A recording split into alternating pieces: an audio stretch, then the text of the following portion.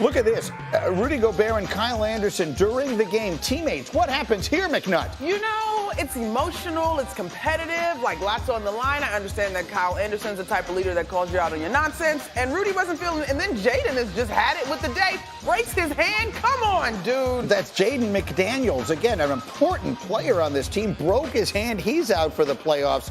And then on the other end, it's Anthony Edwards, who just had a fabulous season.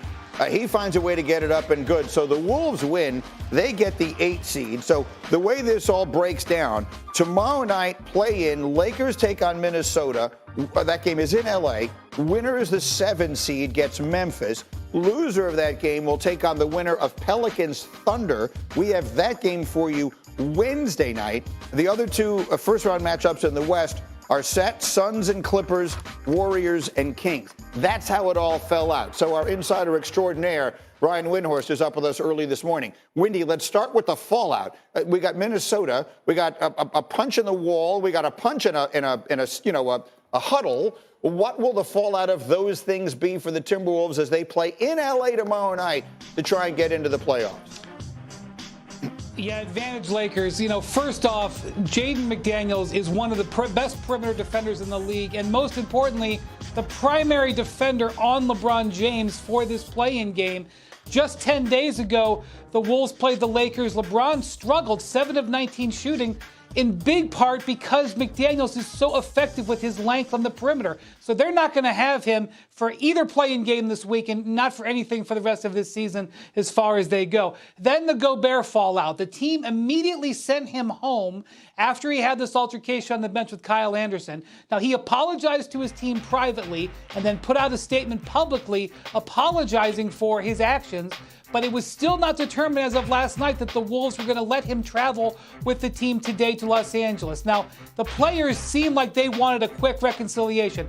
Kyle Anderson, Mike Conley, the other team's leaders, said they need to move on from this, and I understand why, because their backup center, Naz Reid, recently is injured and is out for the season. And Gobert is the guy they spent 4 first-round draft picks for exactly a moment like this, to play in a high-stakes single-elimination game. But they're going to have to get it together quickly. The positive side was Karl Anthony Towns had a brilliant second half in this game, 17 points. And as you mentioned, Ant Edwards with a spectacular finish to the game. But advantage Lakers, they get to be at home and they get a team that's angry at each other and wounded. Right. So the Timberwolves will get 2 shots to win 1 game. We'll see with them. As far as the Lakers are concerned, I guess in an ideal world, they wouldn't have been in the play-in. That said, they get this wounded Minnesota team. They play Tuesday. If the Lakers win tomorrow night, then they have a nice long rest before they go on, and they would wind up getting Memphis in that scenario. As we assess how dangerous the Lakers look right now, how dangerous are they? Man, Greeny, you got to tip your hat to their front office for the trades that they were able to make and what they've been able to do. Since the trade deadline, they've been 17-8.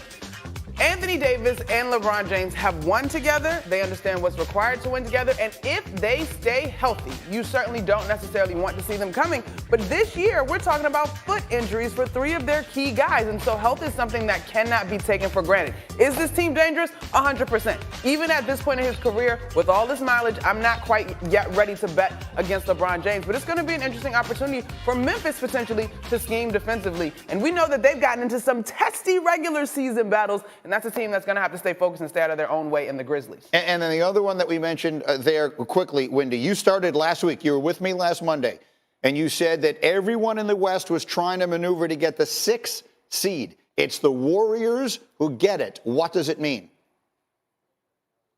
It means that they don't have to play the Suns in the first round, and they avoid the play-in. Of those 3 scenarios, playing the inexperienced Kings where they don't have to get on a plane was far and away the best possible situation. They slide right into it. They also are going to get this week off to ramp Andrew Wiggins up with some live practices, ramp Gary Payton II up, and you are going to see the lineup, in theory, that won last year in Boston, the same lineup be available and deployed to start the playoffs against the Sacramento Kings. It's exactly what the Warriors, who struggled so much on the road all season long, would have wanted. Best case scenario for them coming out of a jumbled end of the season. Never let it be said that I don't do my research. I just used Google Maps. It is 87 miles from San Francisco to Sacramento, so that is a nice, easy, short trip. How does this shape up for the Warriors? It's tough to go against that dynasty. However, I just don't think that we can poo-poo what the Kings have been able to do. I went back and I looked at the Warriors' first run in 2015, and yes, they were a number 1 seed. But sometimes you are the inexperienced team. The only way to get experience is to go through it and to do it. And so I think Mike Brown, to me, becomes a very interesting cog in this conversation, in this operation, in terms of his familiarity with the Warriors and his ability to prepare his team. Yeah, he's the coach of the Kings, who may very well wind up being the NBA's coach of the year, but he gets a tough draw against the team for which he was an assistant for a long time. So put it up on the bottom line. Monica says, don't poo-poo the Kings. And now we don't poo-poo. There will be no poo-pooing on this show. But we will have much more on the NBA and the poo-poo that the Mavericks pulled on Friday night as we continue. That said. ESPN Radio. See, I got to say something, Key. A lot of times, and I'll argue with Tim Bontemps about this, and he was right about the Nets with KD and Kyrie. It didn't work. But my point is this.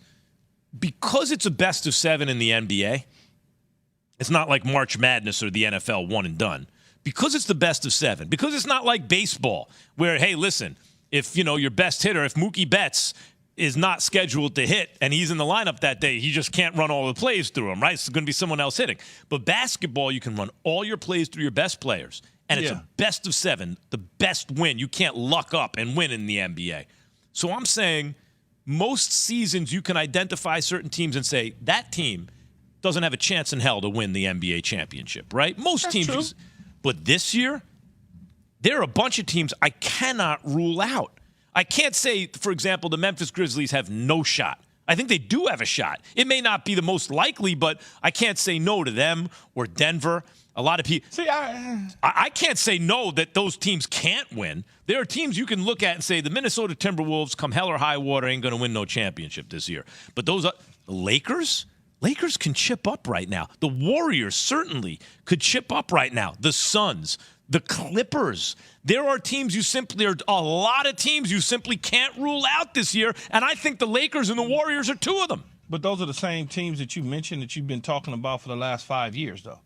Those same 4 teams that you just mentioned, the Clippers, the Suns, the Warriors, and Lakers, every single year, the conversation is they could chip up. Right. Every single year. There's not one year over the last 5 years that conversation has not taken place since LeBron James and Kawhi and obviously Golden State, and then Booker and CP3, and now they got Kevin Durant. That conversation is every single year. The conversation about Denver, you really don't. That's not a real conversation. They haven't been healthy, Key. Yeah, well, okay, duh. It doesn't matter, though. But they're healthy now. Yeah, but it doesn't matter. You still had the reigning MVPs and all those sort of things, but the conversation was never about them being able to chip up, even to the point where we love Memphis and we like Ja, and it's exciting to watch a guy that size elevate over everybody and play above the rim. But there's no real conversation. So is that really a commentary, Key, about what we think of their best player? Right? If you look at Jokic, you go, he's really good in the regular season. I don't see him as finals MVP. If you look at Ja, you go, yeah, he's incredible, but he's still 6'3". The only guy like that, been a couple, like Isaiah did it once on a very deep team, did it twice, and Steph has done it, right? But just recently, where he's been the best player, championship team, no excuses. I know 2015, but the Cavs were ravaged by injury. When you think about it, MVPs typically, outside of Westbrook when he did the whole triple-double stuff and he had to be the MVP. Yeah. MVPs usually go to distance, man. They usually go to distance. James Harden. Okay, so James Harden what year was that? Was that the year the CP3 got hurt and they had to? Yep. When they had no, that's a good point. Right, that team had no business hosting a Game 7. You're right. MVPs usually go to distance. They don't go home.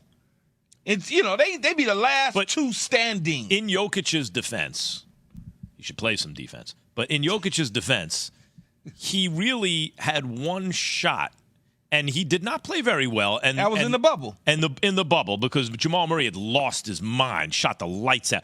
But Porter was this is the first time since Jokic hit that MVP level where Jamal Murray's healthy, Porter Jr.'s healthy, they're crewed up and ready to go. No excuses. This is the first time. even in Yates, you could help me on this because I know you would love to chime in here.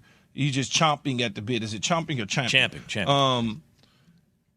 Even when Jokic in the regular season went up against frontline guys, like the top dudes at his position, his size, I don't know if he showed up the way you would want him to. That's just my observation. Now, I could be wrong. You might can go to the box and see, but from my eyes tells me he wasn't showing up like that. Ooh. Yates?